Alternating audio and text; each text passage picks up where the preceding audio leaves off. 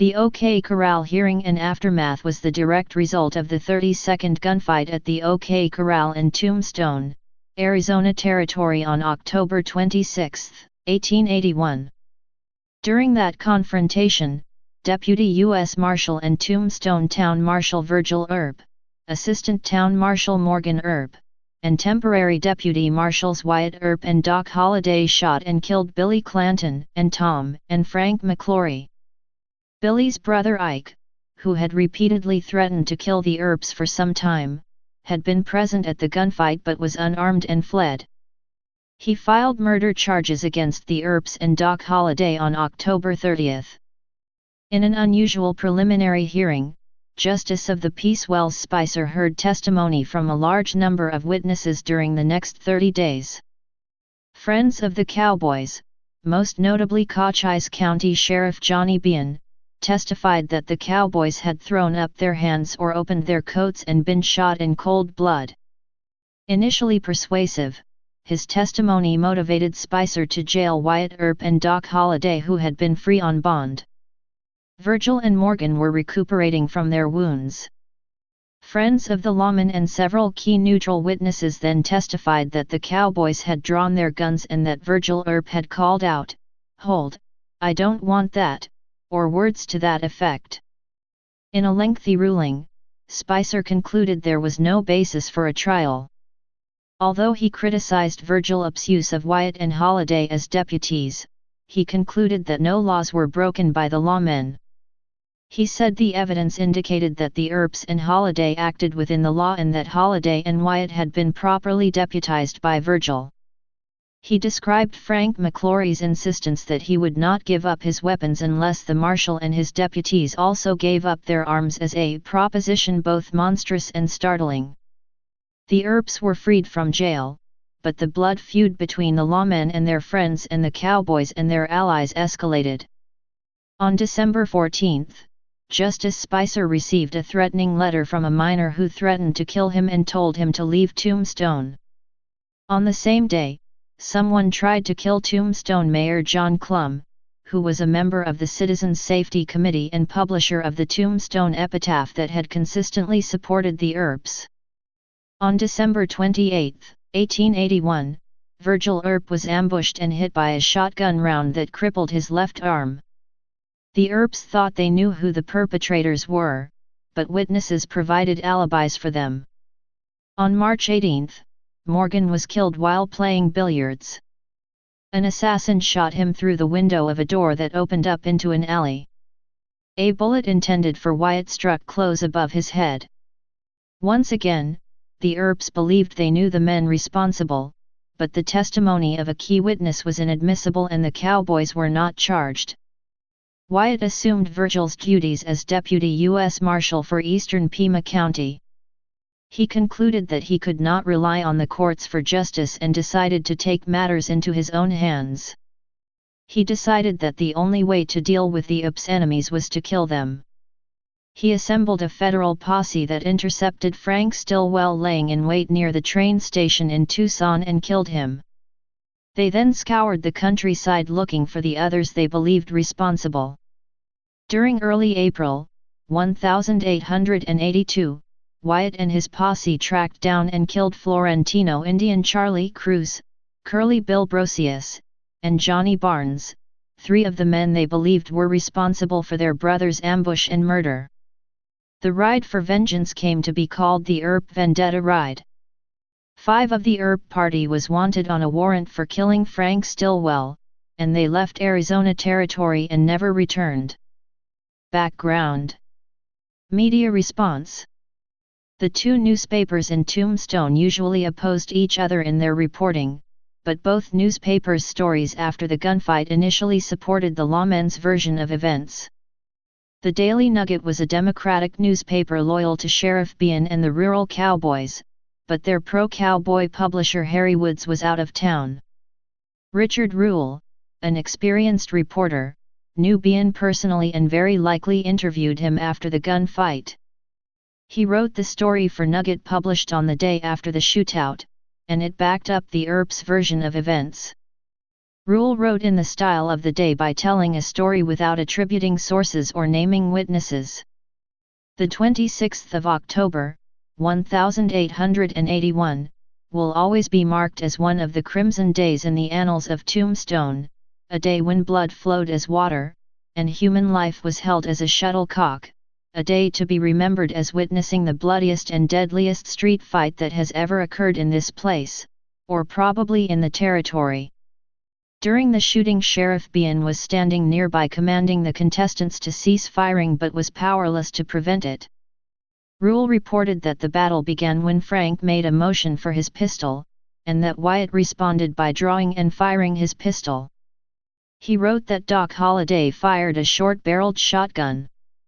Rule's account backed up the actions taken by the Earp brothers and Holliday. Rule's article varied widely from Bean's and the Cowboys' later court testimony. Subsequent stories about the gunfight published in the Nugget after that day supported Bean and the Cowboys' view of events. The October 28, 1881, issue of the Tombstone Epitaph, which was loyal to the Republican business establishment, was more restrained in its language. The feeling among the best class of our citizens is that the Marshal was entirely justified in his efforts to disarm these men, and that being fired upon they had to defend themselves, which they did most bravely. The funeral of the McLaury brothers and Clanton yesterday was numerically one of the largest ever witnessed in Tombstone. It took place at 3:30 from the undertaking parlor of Messrs. Ritter and Ream. The procession, headed by the Tombstone Brass Band, moved down Alien Street and thence to the cemetery. The sidewalks were densely packed for 3 to 4 blocks. The body of Clanton was in the first hearse, and those of the two McLaury brothers in the second, side by side, and were interred in the same grave. It was a most impressive and saddening sight, and such a one as it is to be hoped may never occur again in this community. Other stories in the epitaph countered the Nugget's later view entirely and supported the lawmen.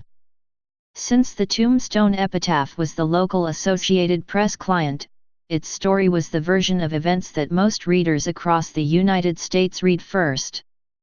Public reaction. The initial public reaction was largely favorable to the Earps, but began to change when rumors began to circulate that Ike Clanton and Tom McLaury were unarmed, and that Billy Clanton and Tom McLaury even threw up their hands before the shooting. Within a few days, Phineas Finn Clanton arrived in town, and some began to claim that the Earps and Holliday had committed murder, instead of enforcing the law. Clara Spaulding Brown, the wife of mining engineer Theodore Brown, was a correspondent for the San Diego Union and other California newspapers. She wrote that Tombstone residents were divided about the justification for the killings.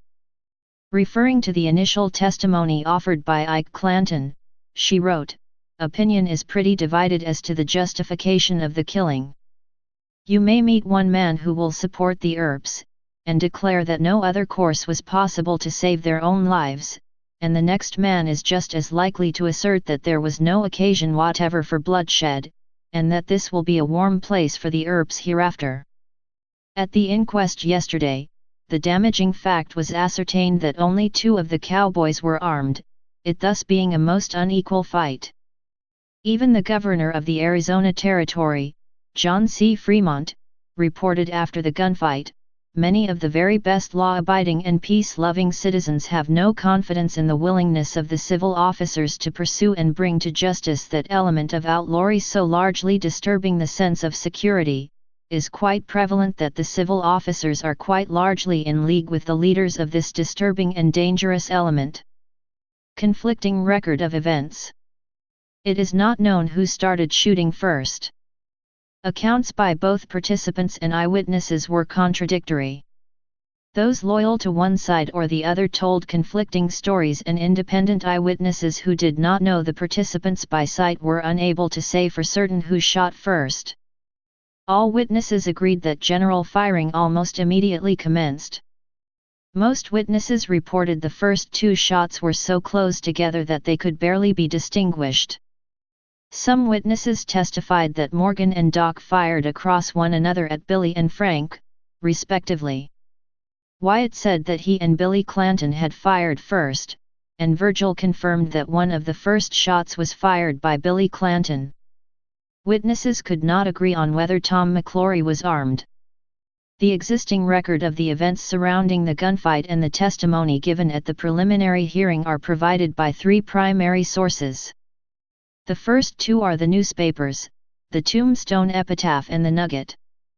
Reporters from both newspapers covered the hearings and recorded the testimony at the coroner's inquest and the Spicer hearings, but only the reporter from the Nugget knew shorthand. The third source was the court recorder, who took down the testimony in longhand. Testimony recorded by the court recorder and the two reporters varied greatly. Generally the Nugget coverage was more complete, but occasionally the Epitaph offered information not found elsewhere. Author Stuart N. Lake, who wrote the extremely popular biography Wyatt Earp, Frontier Marshal, relied on the surviving portion of the court record, which he described as a sheaf of original handwritten documents rescued from oblivion.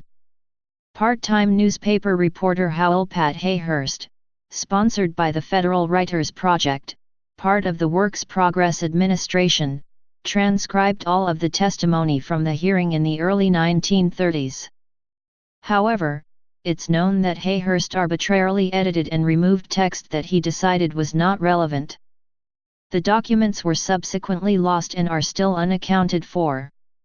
Hayhurst seemed to have an antipathy toward Wyatt Earp. Author Alan Barra believes Hayhurst was a friend of Albert Behan, Johnny Behan's son. After he completed his transcription, he kept the original document in his home, where it was destroyed in a house fire. Lake later said Hayhurst mutilated the transcription. Alfred E. Turner published the K Corral inquest based on the Hayhurst transcription, minus his edits, in 1981, and added his own footnotes. He hired a typist to copy the Hayhurst transcription, which introduced additional errors and omissions. A copy of the Hayhurst transcription is in the Goldwater collection at Arizona State University. Coroner's Report. Coroner Henry M. Matthews convened the coroner's inquest. For unknown reasons, he chose individuals mostly sympathetic to the Cowboys: Ike Clanton, William Claiborne, C. H. Light, John Behan, R. F. Coleman, William Cuddy, Peter Fallahy, and Mrs. Martha King. Matthews examined the dead cowboys and reported his findings to the inquest members. The Tombstone Epitaph reported and commented on the coroner's jury's findings. The coroner's jury, after deliberating for 2 hours in regard to the late killing of William Clanton, Frank, and Thomas McLaury, brought in a verdict that the men named came to their deaths in the town of Tombstone on October 26, 1881, from the effect of pistol and gunshot wounds inflicted by Virgil Earp, Morgan Earp, Wyatt Earp, and one Holliday commonly called Doc Holliday. The verdict does not seem to meet with general approval, as it does not state whether the cowboys were killed by the marshal and his party in the discharge of their duty, or whether the killing was justifiable. Matthews testified at the inquest that Tom McLaury had been killed by a single shotgun blast, contradicting Behan's testimony that he had been shot with a pistol, which according to the defense, to make any sense, the court would have to believe that Holliday marched down Fremont Street carrying a shotgun, put it aside in order to pull out his pistol, fired the first shot, presumably at Billy Clanton, and then picked up the shotgun in order to kill Tom McLaury all in the space of a few seconds. Under questioning, Matthews said he did not see Ike Clanton appeal to Wyatt to not shoot him. Earps and Holliday arrested. 4 days after the gunfight at the K Corral, as permitted by territorial law, Ike Clanton filed murder charges against Doc Holliday and the Earps. Because Morgan and Virgil were incapacitated by their wounds, they were recovering at home, and were not required to post bail. Wyatt and Holliday were arrested and brought before Justice of the Peace Wells Spicer. Spicer initially denied bail because it was a capital case, but upon a showing of facts by affidavit, decided to exercise judicial discretion, and granted Wyatt and Holliday $10,000 bail, about $253,586 today. Their bail was paid by contributions from Tom Fitch, their attorney, Robert J. Winders, a mining partner, E.B. Gage, part owner and superintendent of the Grand Central Mining Company, Fred Dodge, Wells Fargo undercover agent, and other business owners appreciative of the Earps' efforts. Gage was part owner and superintendent of the Tombstone-based Grand Central Mining Company. He was also a prominent Republican and a member of the Citizens Safety Committee. Fitch was one of the most experienced criminal defense lawyers in the region. Justice Spicer was a Republican and had mutual friends in common with the Earps. He had been a lawyer, prospector, land speculator, and journalist. The defense appeared to bet its case on winning a preliminary hearing in front of Spicer, rather than in front of a jury that might be composed of cowboy loyalists. The city council suspended Virgil Earp as town marshal pending the outcome of the hearing. James Flynn was named to replace him. Preliminary hearing convened. After Ike Clanton filed murder charges, Justice Spicer convened the preliminary hearing on October 31 to determine if there was enough evidence to go to trial. In an unusual proceeding, Spicer took written and oral testimony from a number of witnesses over more than a month. Prosecution team and witnesses. The preliminary hearing was prosecuted by Republican District Attorney Littleton Price, assisted by John M. Murphy, James Robinson, and Ben Goodrich. During initial motions, they tried to invalidate Justice Spicer's ability to render a decision. They argued that as justice of the peace he was merely an administrative officer and had no power to pass judgment on the evidence submitted. They submitted that his only duty was to note the evidence submitted along with the objections taken. Spicer denied the motion, stating that he was acting as the court and had the power to pass on the admissibility of all evidence put before the court. Price and his team were joined on November 4 by William McLaury, Frank and Tom's older brother, and an able attorney from F.T. Worth, Texas. The outlaw cowboys were anxious for a ruling finding the lawmen guilty of murder.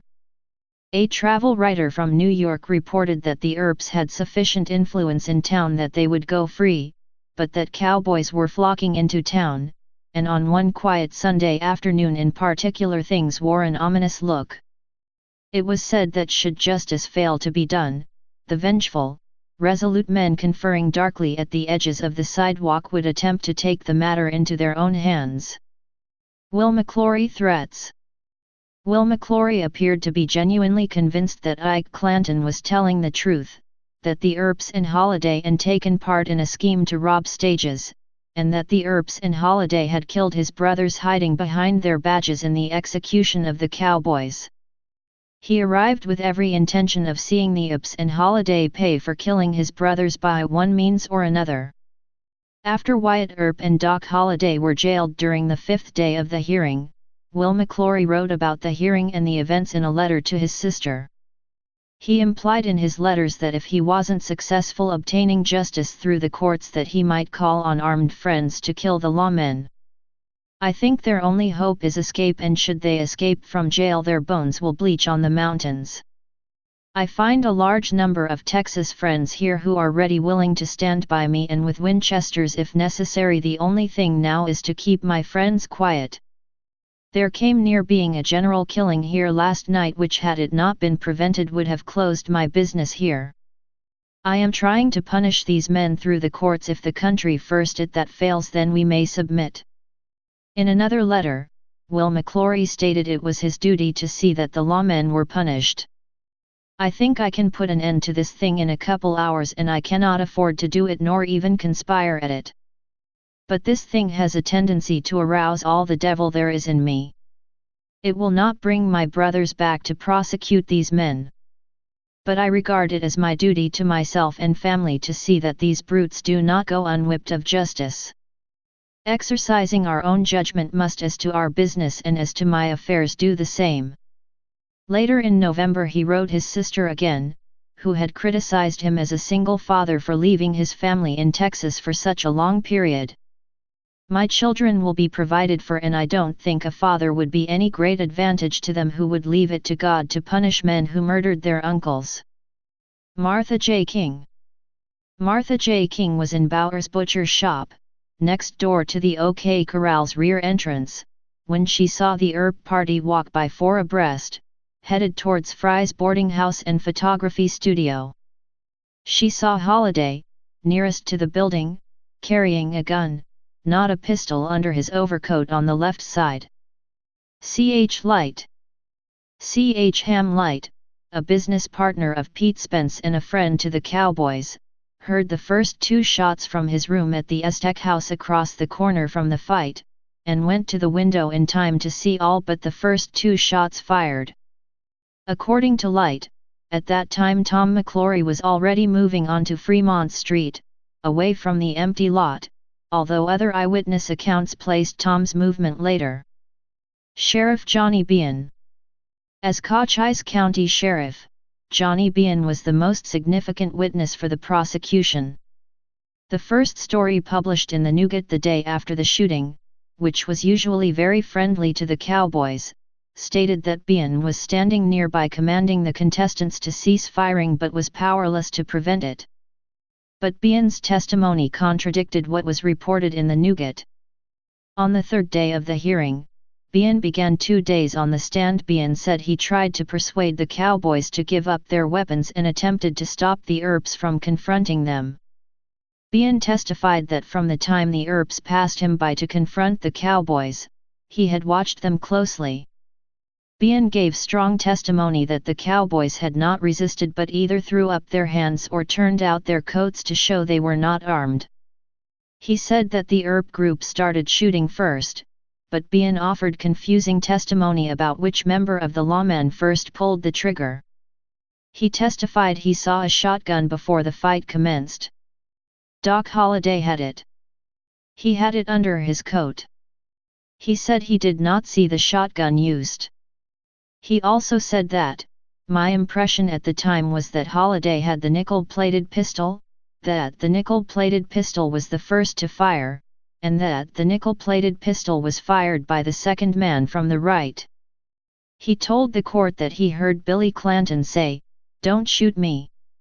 I don't want to fight." He also testified that Tom McLaury threw open his coat to show that he was not armed and that the first 2 shots were fired by the Earp party. Bean denied hearing either the Clantons or McLaurys make any threats against the Earps or Holliday beforehand. He also denied telling the Earps, "I have got them disarmed." But Bean had motive to lie.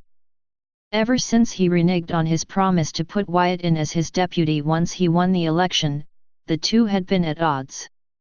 And there was also the possibility that Bean knew of the attraction if not a relationship between Josie and Wyatt. Under cross-examination by Earp's attorney, he admitted seeing Holliday carrying the messenger shotgun towards the confrontation. All the witnesses testified that they saw Holliday carrying a shotgun. Bean's testimony for the prosecution initially turned public opinion against the Earps. He portrayed a far different gunfight than had been first reported in both of the Tombstone papers. But he was also challenged by the defense attorney about a conversation he reportedly had with Virgil Earp the evening of the gunfight, during which he supported their version of events. Fitch asked Bean if while visiting the Earps that night if he had said, "I heard you say, 'Boys, throw up your hands, I have come to disarm you,' when one of the McLaury boys said, 'We will,' and drew his gun, and shooting then commenced. 'I am your friend, and you did perfectly right,' or language of the same substance or import." Bean equivocated and did directly answer the question. Thomas Allen. Thomas Allen said he thought Holliday fired first and that it was a pistol shot. Ike Clanton. Ike Clanton took the stand on November 9. He repeated in his testimony the story of abuse that he had suffered at the hands of the Earps and Holliday the night before the gunfight. He denied threatening the Earps. He testified that the Clantons and Frank McLaury raised their hands after Virgil's command, and Tom thrust open his vest to show he was unarmed. Clanton said Wyatt shoved his revolver in his belly, telling him, "You son of a bitch, you can have a fight." Clanton backed up Behan's testimony that Holliday and Morgan Earp had fired the first 2 shots and that the next several shots also came from the Earp party. Under cross-examination, Clanton said that Doc Holliday, Virgil Earp, Wyatt Earp, and Morgan Earp had all confided in him that they had actually been involved in the stage robbery. He further claimed that Holliday had told him that Holliday had piped off money from the stage before it left, although no money was missing, and the stage had not been successfully robbed. Clanton also said Holliday had confessed to him about killing the stage driver. Clanton testified that Wyatt Earp had threatened to kill him and his Confederates because Earp feared they would reveal his part in the robbery. Murder was a capital offense, and given their acrimonious relationship, it was unlikely Holliday would confide in Clanton. These and other inconsistencies in Clanton's testimony lacked credibility. By the time he finished his testimony, the entire prosecution case had become suspect. Will McLaury believed Clanton's testimony. He wrote his sister the next day, telling her, "I send you papers containing the evidence. I shall try to have these men hanged." He also wrote his partner in his legal practice, Captain Green, and told him, "As to the perpetration of the crime, I can only say it was as cold-blooded and foul a murder as has been recorded." Billy Claiborne. Billy Claiborne, who had run from the fight, supported Ike Clanton's testimony as well. Claiborne also backed up the version of events testified to by Behan that placed a nickel-plated pistol in Holliday's hands, and that Holliday opened the fight with a shot from his nickel-plated pistol. Claiborne said, "They came within 10 feet of where we were standing. When they got to the corner of Fly's building, they had their 6-shooters in their hands, and Marshal Earp said, 'You sons of bitches, you've been looking for a fight, and you can have it.' And then said, 'Throw up your hands.'" Wes Fuller. Cowboy Wesley Fuller, who had initially been at the back of the empty lot near the rear of Fly's studio, corroborated Clanton's version of events. He testified that he heard the Earps say, "Throw up your hands." He said Billy Clanton threw up his hands, saying, "Don't shoot me. I don't want to fight," and the shooting began immediately.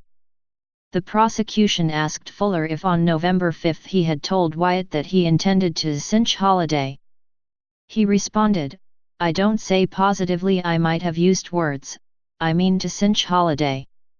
Over several days, the prosecution's witnesses testified that Tom McLaury was unarmed, that Billy Clanton had his hands in the air, and that neither of the McLaurys were troublemakers. They portrayed Ike Clanton and Tom McLaury as being unjustly bullied and beaten by the vengeful Earps on the day of the gunfight. On the strength of the prosecution case, Spicer revoked bail for Doc and Wyatt Earp and had them arrested on November 7, and they spent the next 16 days in jail. Defense team and witnesses. Tom Fitch, the Earps defense counsel, was an experienced trial lawyer. The Earps lawyer Tom Fitch had gained a reputation as the silver-tongued orator of the Pacific.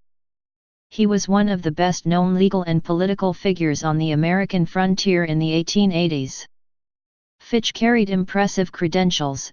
He was a former state legislator from California, had been Nevada's representative to the United States House of Representatives, was former general counsel for Brigham Young and the Church of Jesus Christ of Latter-day Saints in the Utah Territory, and a close friend of Arizona's Governor John C. Fremont. Fitch was assisted by his law partner and future mayor of San Diego, Will Hunsaker. The Earps raised defense funds from E.B. Gage and others. Defense testimony. The defense won a key motion when they persuaded Justice Spicer to allow testimony about the history of threats made against the Earps. While Morgan, who had been shot in the back, remained bedridden throughout the trial and did not testify, Spicer moved the proceedings to the Cosmopolitan Hotel so Virgil Earp, who had been hit in the calf, could testify from his bed. Holliday's role. The defense wanted to cast doubt on Bean, Claiborne, and Allen's testimony that Doc Holliday or a man had fired his nickel-plated pistol first. The defense pointed out that the prosecution's scenario would have required Holliday to fire with his pistol first, switch to the shotgun to shoot Tom McLaury, then switch back again to his pistol to continue firing.